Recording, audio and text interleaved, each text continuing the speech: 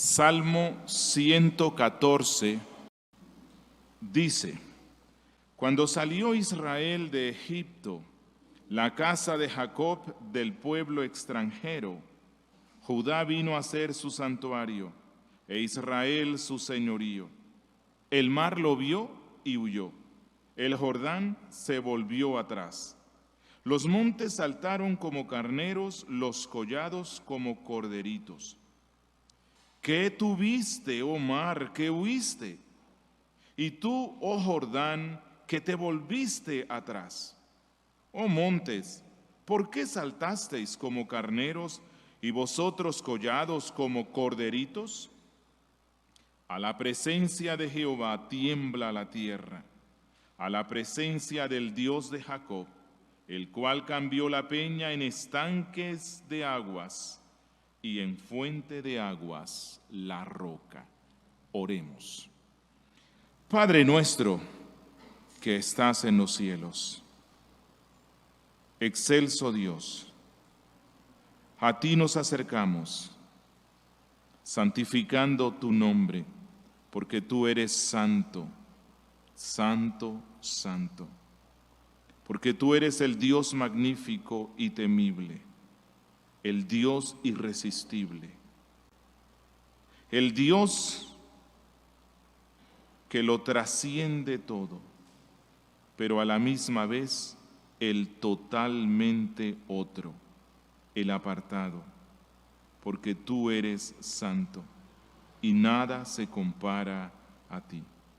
Oh Padre, te damos gracias por la lectura de este salmo. Te damos gracias por tu palabra. Te damos gracias porque ella es vida para nuestras vidas, porque cada vez ella nos lleva a conocer más a Cristo y a nuestra redención. Por lo tanto, te ruego, oh Dios misericordioso, que hoy, por la presencia gloriosa de tu Espíritu Santo, nos lleves a ver una vez más la gloria de Cristo y nos lleves a apreciar esa maravillosa redención que has obrado a favor de tu pueblo y hacerte fieles. Que este no sea una predicación más, sino que sea una predicación que nos lleve a crecer en fidelidad y amor a ti. Convierte hoy, te lo ruego, y santifícanos en Cristo Jesús. Amén.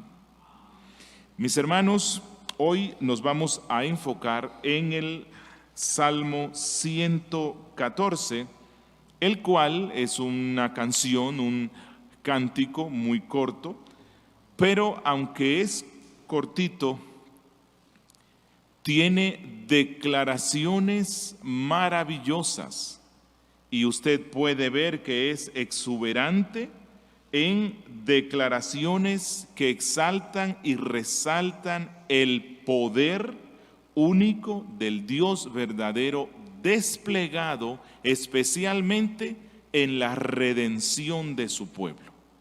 El poder maravilloso y glorioso de Dios desplegado para la redención de su pueblo. Por cierto, esta canción nos recuerda una canción que se compuso mucho antes de este salmo y que la cantó Miriam.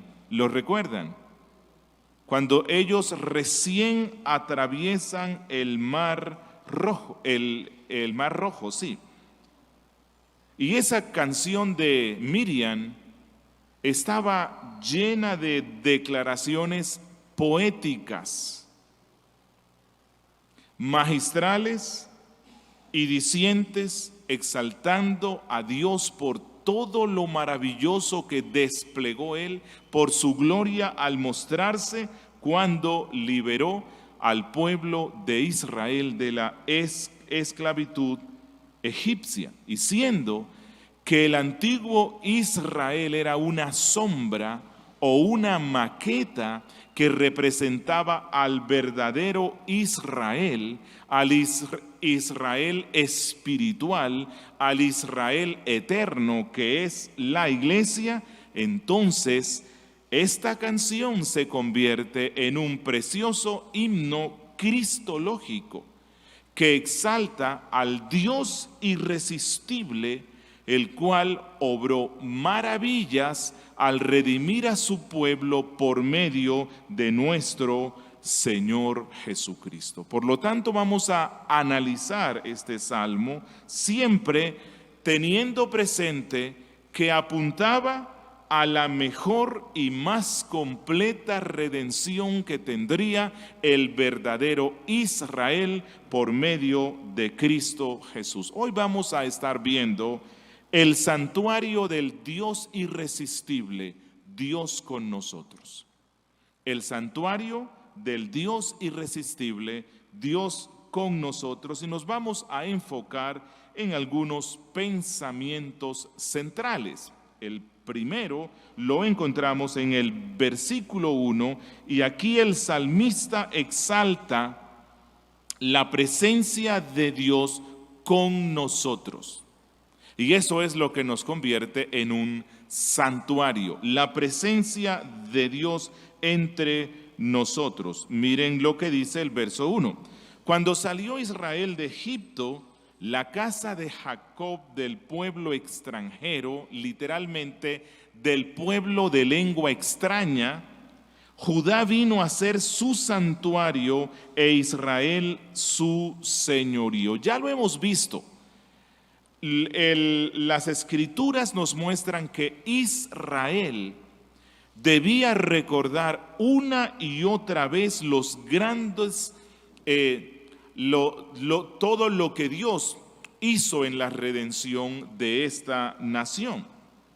El pueblo de Israel debía recordar constantemente, y esa es la importancia de los salmos, debía recordar los grandes la gran redención que Dios le había dado al pueblo de una forma maravillosa, gloriosa y milagrosa. Y esa es la razón por la cual vamos a encontrar una y otra vez en el Antiguo Testamento que se recuerda la salida de Egipto como como ese obrar de la redención del Padre. Incluso cuando Israel atravesaba momentos difíciles, momentos de adversidad, ellos recordaban la redención de Dios cuando los rescata de la esclavitud egipcia como una manera de alimentar la fe, recordando que si Dios hizo esto por su pueblo, entonces Dios iba a continuar redimiéndolos. Ellos iban a continuar siendo el pueblo del pacto porque Dios los había escogido como el pueblo suyo. Y entonces el Salmo empieza recordando esa redención cuando Dios los rescata de Egipto.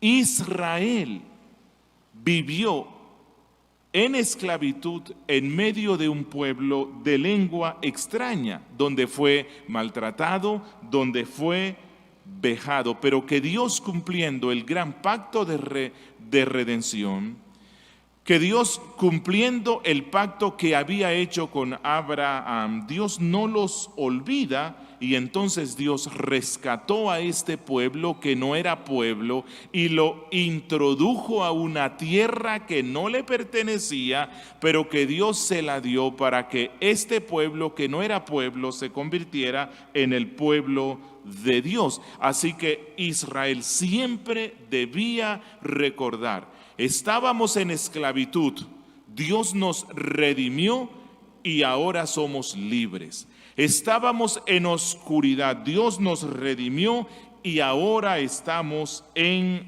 la luz. Estábamos en una tierra maldita porque éramos gobernados por un pueblo que no hablaba la lengua celestial, por un pueblo que no hablaba conforme a las leyes de nuestro santo Dios. Era una lengua extraña y ahora estamos en una tierra donde hablamos el lenguaje del cielo. Bueno, indudablemente, la redención del pueblo antiguo de Israel, siendo que era una sombra de la iglesia de Cristo, apuntaba entonces a la final, completa y eterna redención que obraría Dios a su pueblo, en su pueblo, escogido por gracia, es decir, la iglesia. Dios usó a Moisés y luego a Josué, pero en la persona de Cristo Dios nos envió a alguien superior a Moisés y alguien superior a Josué para obrar una redención mucho más grande. ¿Por qué razón? Porque la iglesia, tú y yo, estábamos en una esclavitud más terrible, en la esclavitud del pecado. Tú y yo estábamos bajo el señorío más horrendo, estábamos bajo el señorío del diablo, estábamos bajo la opresión más agobiante, la culpa por el pecado, estábamos bajo la oscuridad más tenebrosa, la del alma alejada de Dios, y Cristo vino y entonces nos rescata, nos redime y nos introduce a la verdadera Israel. Pero algo maravilloso que declara aquí el salmista es que Dios no solamente redime al pueblo de la esclavitud egipcia, sino que Dios lo lleva de regreso al paraíso perdido.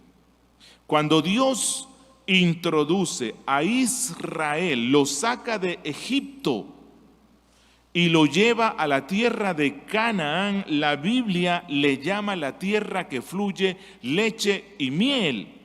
Y si recordamos Génesis capítulo 2 y en el capítulo 3, allí vamos a encontrar que Moisés describe al paraíso como una tierra de abundancia, una tierra que también producía leche y miel. Así que Dios redime al pueblo de la esclavitud, Dios introduce al pueblo a la tierra prometida, pero algo mucho más grande, algo más impactante, Dios convierte a este pueblo en su santuario. Eso es lo que nos dice aquí.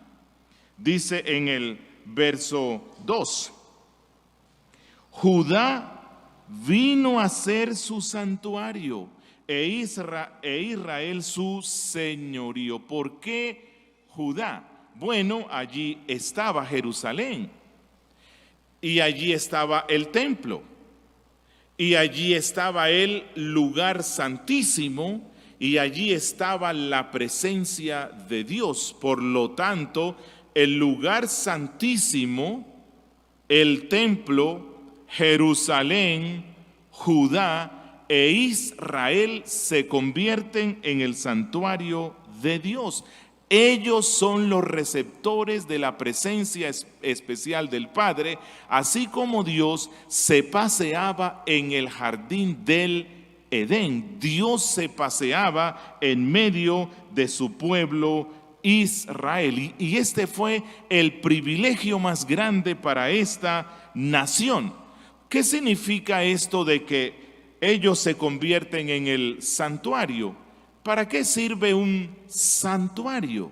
Es un sitio de adoración.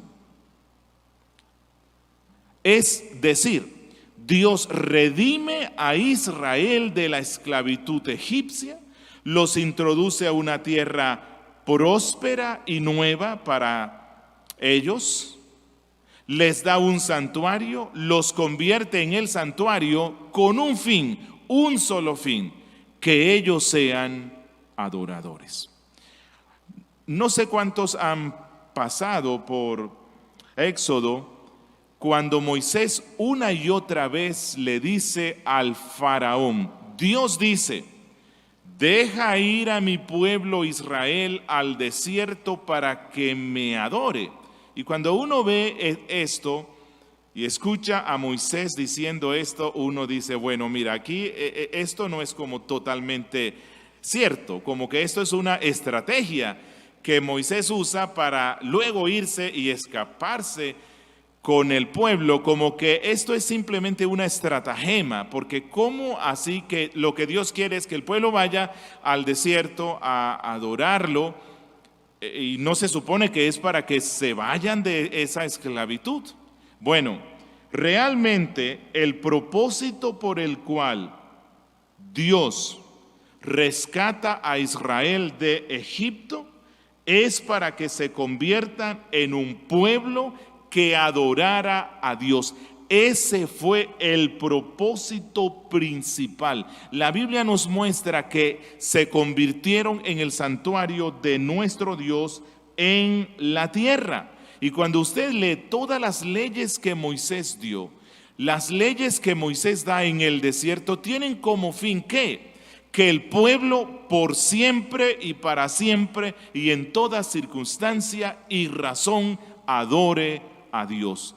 Israel era un vislumbre opaco de lo que luego sería la iglesia. ¿Cómo llama la Biblia? ¿Cómo nos denomina las Sagradas Escrituras al pueblo cristiano? Dice que nosotros somos un reino de sacerdotes, literalmente, que Dios nos ha constituido reyes y sacerdotes, literalmente un reino de sacerdotes. ¿Qué es lo que el sacerdote hace? ¿Cuál es su función? Es rendir el servicio y el culto a Dios. Pregunto, si Israel antiguo era el santuario de Dios en la tierra y ese pueblo era una sombra o una maqueta de la realidad que traería el Señor Jesús cuando rescate a su pueblo, entonces, ¿qué somos nosotros hoy? La iglesia, el santuario. La iglesia se convierte en el verdadero, completo y final santuario de Dios. Esa es la razón por la cual la Biblia dice que Dios en Cristo nos ha limpiado de toda impureza, de todo pecado, de tal manera que ahora somos la morada de Dios, el Espíritu Santo, como Pablo dice en Efesios 2:22. Fuimos rescatados de la esclavitud del mundo, hemos sido introducidos a una nueva tierra, hemos sido constituidos adoradores. El santuario de Dios está en medio nuestro, que es la presencia del Espíritu, el cual nos presenta de una forma real a Cristo. Y entonces, si nosotros somos el nuevo santuario y el antiguo santuario estaba compuesto por sacerdotes y personas que fueron llamadas para adorar al Padre, ¿cuál es la función principal que tiene el cristiano hoy? Ser un adorador. Sí. Esa es la razón por la cual Pablo en Efesios 3:14 al 17 ora de la siguiente manera. Él dice: por esta causa doblo mis rodillas ante el Padre de nuestro Señor Jesucristo, de quien toma nombre toda familia en los cielos y en la tierra, para que os dé conforme a las riquezas de su gloria, escuchen, el ser fortalecidos con poder en el hombre interior por su espíritu, para que habite Cristo. Eso es lo que nos constituye en santuario. Un santuario es santuario si la presencia de Dios está allí, para que habite Cristo por la fe en vuestros corazones. Es decir, que nuestros corazones son el santuario de Dios. Y nosotros como iglesia somos ese gran santuario. a fin de que arraigados y cimentados en amor crezcamos en él. Y Pablo en 1 Corintios 3:16 dice, hablando a los cristianos, ¿no sabéis que vosotros sois templo de Dios? Y el templo de Dios es el santuario de Dios, porque allí es donde mora Dios. Y que el Espíritu de Dios mora en vosotros. Efesios 2:21 dice, en quien todo el edificio bien coordinado va creciendo para ser un templo santo en el Señor. Primera de Pedro 2:5, vosotros también como piedras vivas, sed edificados como casa espiritual y sacerdocio santo. ¿Quiénes? Tú y yo. Sacerdocio, adoradores, que ministramos ¿dónde? En el santuario, en la iglesia. Entonces entendemos esto. El objetivo por el cual Dios redime a las personas es uno por sobre todos, y es que seamos adoradores. Y nos introduce Dios al santuario. Recordemos lo que le dijo Cristo a la samaritana. Mas la hora viene, y ahora es ya, cuando los verdaderos adoradores adorarán al Padre en espíritu y en verdad, porque también el Padre tales adoradores busca que le adoren. Dios es espíritu, y los que le adoran en espíritu y en verdad es necesario que adoren. Pero algo más que resalta aquí el compositor cuando exalta a Dios habitando en medio de Israel, es el señorío de Él entre nosotros. Antes fue su presencia, aquí es el señorío de Dios en su pueblo. Dice en la última parte del versículo 2, Judá vino a ser su santuario e Israel su señorío. ¿Qué significa esto? Que Israel era el sitio donde de una forma especial reinaba Dios. Jerusalén representaba el santuario, la adoración, pero todo Israel representaba el reinado de Dios. Es decir, Dios redime a un pueblo, lo saca de la esclavitud, lo introduce a la nueva tierra, lo convierte en un santuario y adoradores, porque Dios quiere reinar de una forma especial sobre un pueblo. Así que estos adoradores también son súbditos. En realidad, toda esta gente y toda esa tierra era la herencia de Dios. Miren lo que dice en el Salmo 94:5. Dios dice, a tu pueblo, oh Jehová, quebrantan, y a tu heredad afligen. ¿A qué se refiere aquí a tu heredad? A todo el pueblo de Israel, a todo el pueblo redimido de la esclavitud egipcia. Y en Jeremías 2:7 dice, y os introduje en tierra de abundancia, para que comieseis su fruto y su bien. Esto nos recuerda al paraíso. Pero entrasteis y contaminasteis mi tierra, e hicisteis abominable mi heredad. El pueblo era la heredad del Padre, donde Él reina de una forma especial. Dios reina sobre todo el mundo, pero de una forma especial Dios reina sobre los suyos. Y los suyos son aquellos que Dios redime de la esclavitud del pecado, de la esclavitud del mal. Y recordemos esto.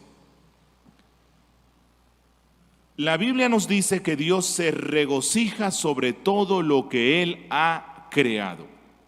Pero de una forma especial, Dios se regocija aún más en sus hijos.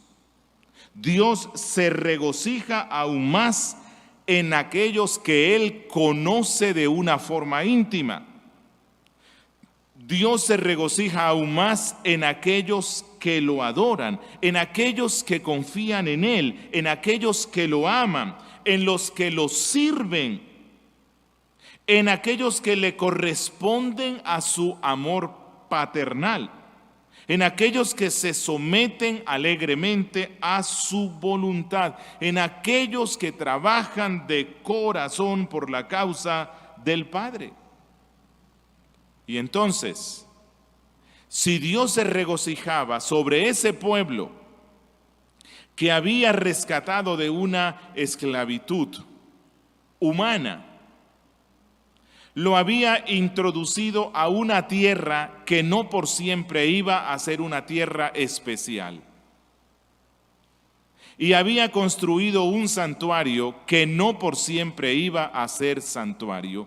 Imagínense cuánto más se deleita Dios en la heredad que Él tiene hoy, que es una heredad perpetua, una heredad que nunca tendrá fin, es decir, la iglesia. Cuando Él ve corazones redimidos por su Hijo, Jesucristo, en el cual Él tiene complacencia, corazones renovados por la presencia del Espíritu Santo.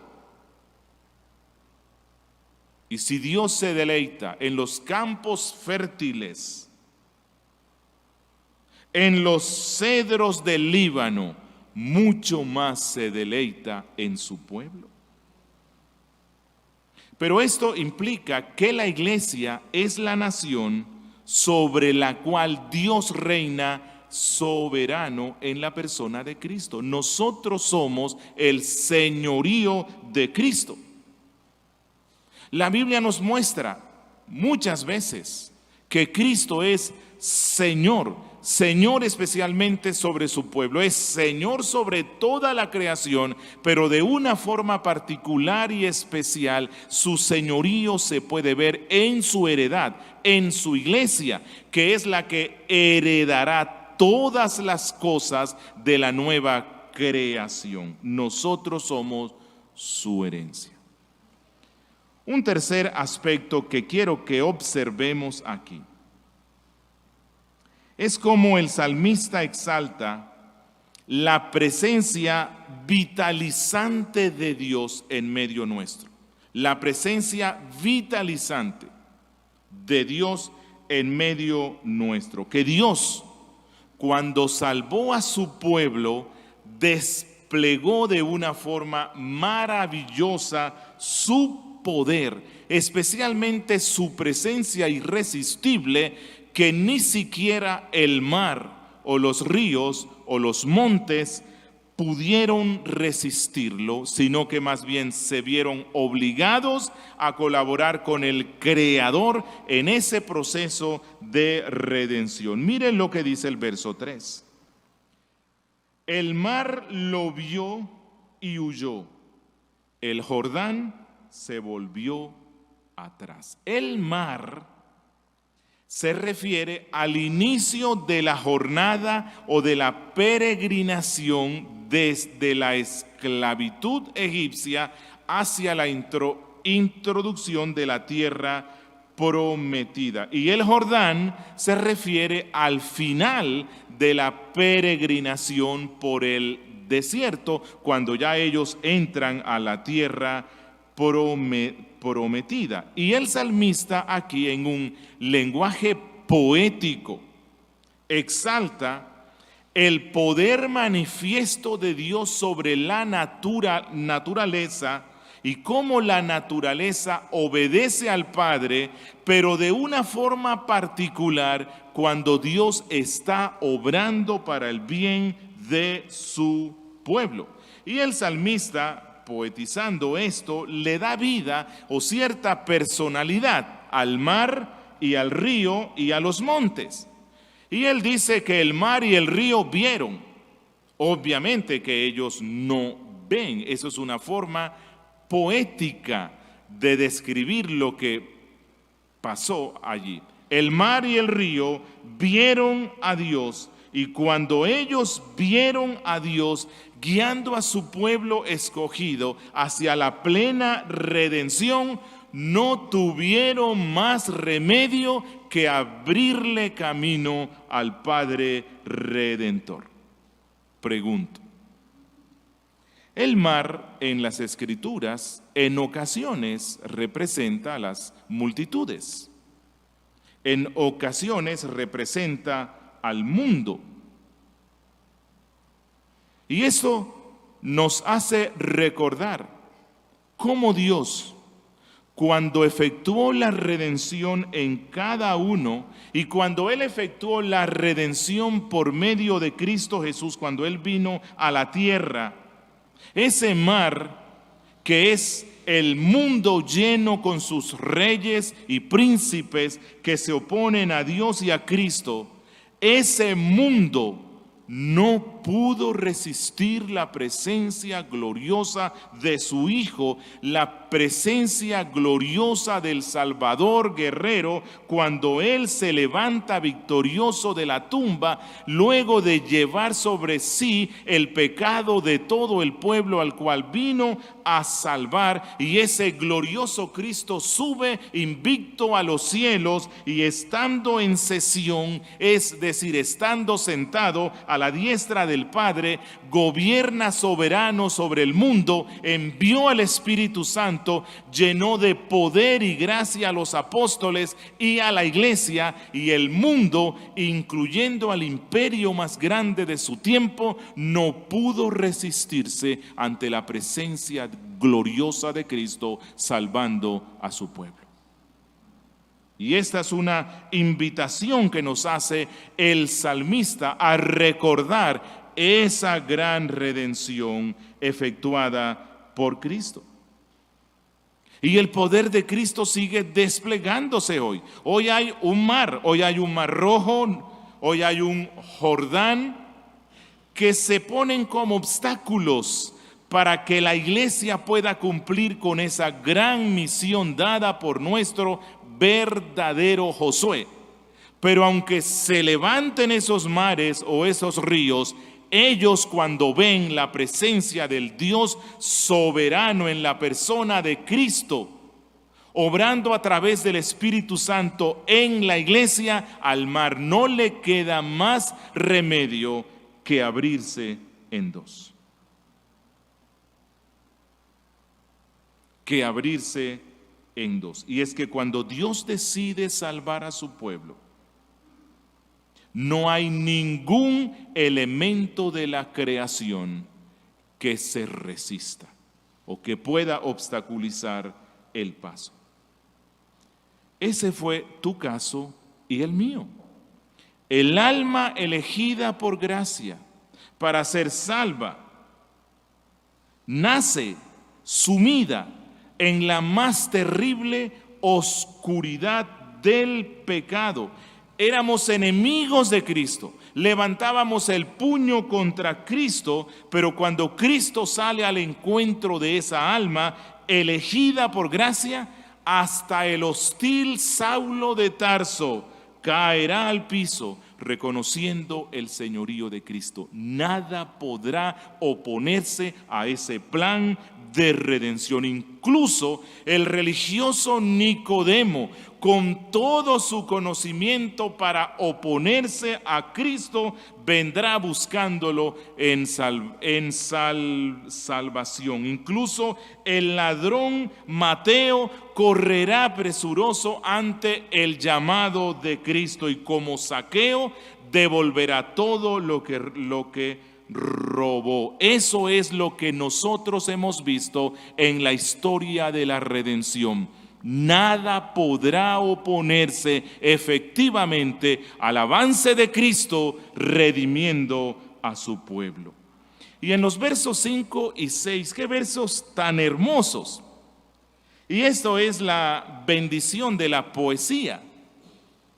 Aquí la alegría del salmista está en su punto alto al contemplar y recordar la redención que obró Dios, cómo el poder del Padre no pudo ser resistido por nada, y siguiendo con esa personificación o dándole cierta personalidad al mar, al río, a los montes, Él los reta, los ridiculiza, usa un lenguaje irónico, trata de provocarlos.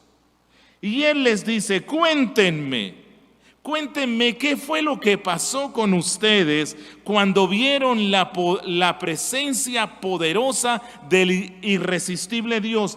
¿Qué fue lo que pasó con ustedes, contigo, mar, que tuviste que abrirte en dos?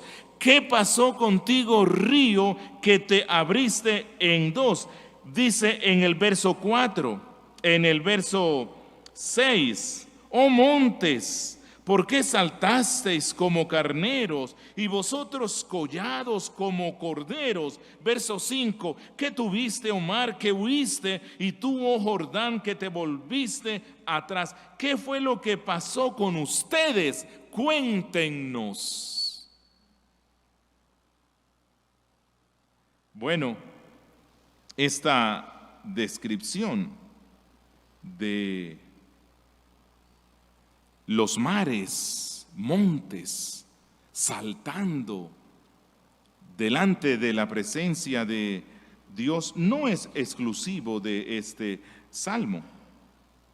Miren que en Habacuc, el capítulo 3, versículo 8, dice: ¿te airaste, oh Jehová, contra los ríos? ¿Contra los ríos te airaste? ¿Fue tu ira contra el mar cuando montaste en tus caballos y en tus carros de victoria? Eso es lo que está haciendo el salmista. Le pregunta al imponente Sinaí: ¿qué te pasó? ¿Por qué temblaste delante de la presencia de Dios? Éxodo 19, 18 dice: todo el monte Sinaí humeaba, porque Jehová había descendido sobre él en fuego, y el humo subía como el humo de un horno, y todo el monte se estremecía en gran manera. Y el Salmo 29, 5 y 6 dice: voz de Jehová que quebranta los cedros. Quebrantó Jehová los cedros del Líbano, los hizo saltar como becerros, al Líbano y al Sirión como hijos de búfalos. Bueno, esto mismo es lo que está sucediendo hoy día.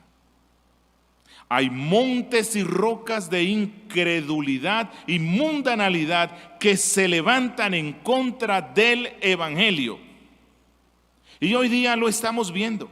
Todas estas ideologías que se manejan hoy, toda esta promoción del pecado, del mal, toda esta promoción de la inmoralidad sexual, del aborto, de irse en contra de los principios cristianos históricos, todo esto son montes que se levantan, pero podrán levantarse muy alto. Pero cuando Dios decide salvar un alma, los montes tiemblan y el mar se sacude y se abre en dos. Esa es la razón por la cual los cristianos evangelizamos. Y no andamos por allí: ay, es que yo cómo voy a hablar de Cristo, mira que es que me pueden meter a la cárcel, es que ahora con estas leyes que hay. No. Recuerden lo que nos dijo el verdadero Josué, Mateo 28, versículo 18 y 19. Toda potestad me es dada en el cielo y en la tierra. Por tanto, es decir, y como mi presencia vitalizadora está con ustedes, esa presencia que hace temblar a los montes, que hace abrir el mar y el río en dos, como esa presencia está con ustedes, vayan y hagan discípulos a todas las naciones, bautizándolas en el nombre del Padre, del Hijo y del Espíritu Santo. La iglesia continuará llevando el mensaje de redención en medio de un mundo, en medio de un mar cada vez más hostil, pero nosotros tendremos la victoria, porque Cristo dijo en el verso 20, y he aquí yo estoy con vosotros todos los días hasta el fin del mundo. Y por último, quiero que observemos brevemente el versículo 8.